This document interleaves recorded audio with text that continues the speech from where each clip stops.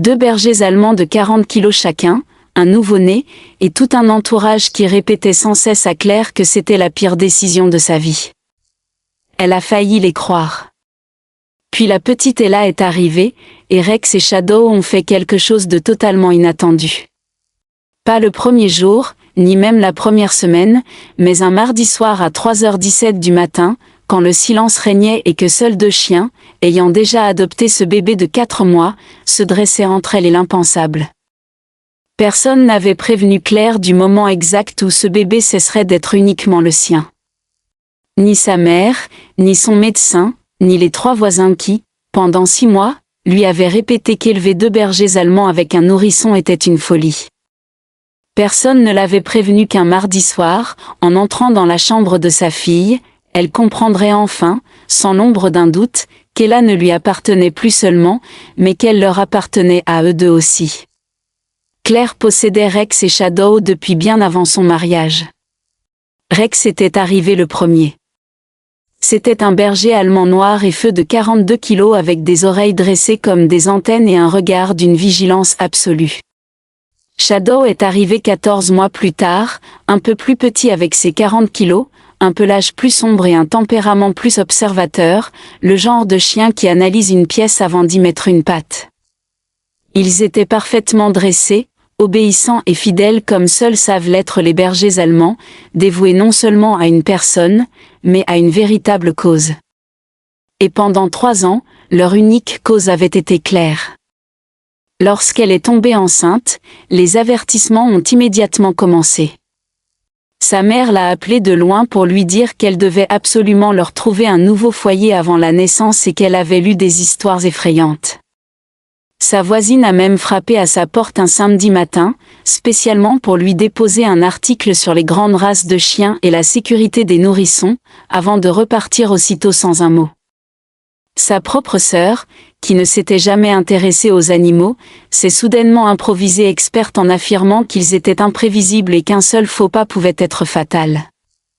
Claire avait tout écouté, lu les articles et regardé les vidéos. Elle est restée éveillée jusqu'au milieu de la nuit durant son 3e trimestre à tout peser dans sa tête. Puis, en regardant Rex et Shadow endormis paisiblement sur le sol à côté d'elle, elle a pris sa décision, il resterait. Ella est arrivée un jeudi de septembre, pesant un peu plus de 3 kilos, enveloppée dans une couverture blanche ornée d'un nœud rose. Le trajet du retour depuis l'hôpital a paru interminable. Le mari de Claire conduisait tandis qu'elle était assise à l'arrière à côté du siège auto, une main posée sur la poitrine de sa fille pour sentir son souffle. À leur arrivée, Rex et Shadow attendaient derrière la porte. Le mari de Claire est entré en premier pour leur ordonner de s'asseoir et de ne pas bouger.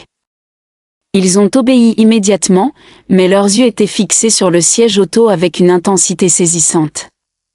Claire a posé le siège au milieu du salon et s'est reculée. Rex s'est avancé le premier, lentement, chaque pas posé avec une précaution extrême. Il s'est arrêté à quelques centimètres du bébé, a baissé la tête et a pris une longue inspiration. Puis il a levé les yeux vers Claire avant de regarder à nouveau le nourrisson. Enfin, il s'est allongé à plat ventre, les pattes avant tendues vers elle, totalement immobile. Shadow s'est approché à son tour avec la même prudence. Il a fait un tour complet du siège auto, un cercle lent et mesuré, puis s'est installé exactement de l'autre côté par rapport à Rex.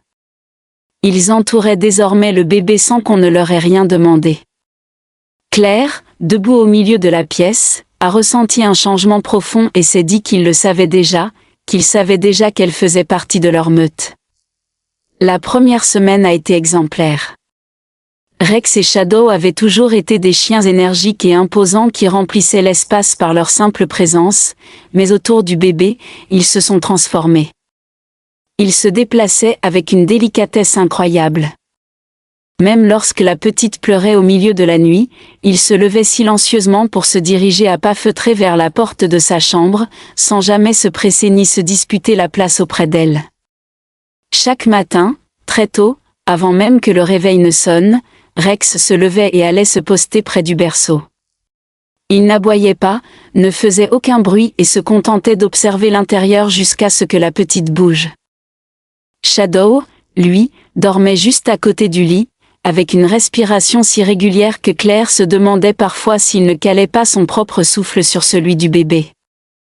La nuit où tout a basculé s'est produite un mardi de janvier, alors qu'Ella avait 4 mois.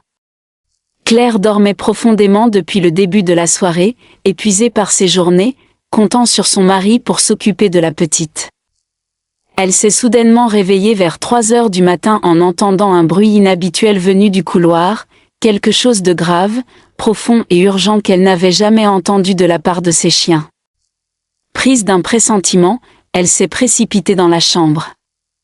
Rex était dressé contre le berceau, les pattes appuyées sur la barrière, le regard fixe vers l'intérieur.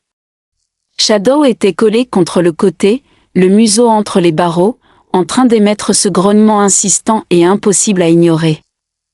Le visage de la petite était anormalement pâle et ses lèvres présentaient une teinte bleutée. Sa poitrine se soulevait à peine, d'une manière bien trop lente et superficielle. Claire a attrapé sa fille et a couru vers la voiture. Elles sont arrivées aux urgences en quelques minutes. Le médecin a rapidement diagnostiqué une détresse respiratoire sévère et a affirmé que si elles avaient attendu une demi-heure de plus, il aurait été trop tard. Lorsqu'il lui a demandé comment elle avait pu se rendre compte du problème aussi vite, Claire a repensé à Rex accroché au barreau et au comportement de Shadow, puis elle a simplement répondu que ce sont ses chiens qui le lui avaient dit. Aujourd'hui, la petite a 14 mois. Elle a appris à marcher en s'agrippant au pelage de Rex, et Shadow la laisse lui accrocher des barrettes dans les poils sans broncher, restant parfaitement immobile sous ses petites mains. La voisine qui lui avait autrefois apporté l'article de prévention l'a croisée dans la rue il y a peu. En voyant les chiens veiller sur l'enfant, elle a admis qu'elle avait eu tort. Claire lui a répondu que c'était grâce à eux si sa fille était encore là aujourd'hui. Elle a ajouté que sa propre sœur attendait un enfant et possédait elle aussi un berger allemand, et qu'il fallait absolument lui dire de lui faire confiance. Les bergers allemands font partie des races les plus intelligentes au monde. Ils ne se contentent pas de suivre des ordres, ils comprennent les situations, ressentent les émotions et analysent l'environnement. Ce que Rex et Shadow ont accompli cette nuit-là n'était pas un simple exercice d'obéissance ni un pur réflexe instinctif, c'était une attention totale, sincère et ininterrompue au milieu de la nuit. Si vous vous préparez à accueillir un nouveau-né et que vous partagez votre vie avec un grand chien, ne laissez pas la peur tout dicter. Prenez le temps d'observer votre animal et d'apprendre à le connaître, car lui vous observe déjà et apprend à comprendre votre enfant. Et la nuit où tout basculera, cette vigilance sera peut-être la seule chose qui protégera ce que vous avez de plus cher. Faites-lui confiance, il sait déjà ce qu'il a à faire.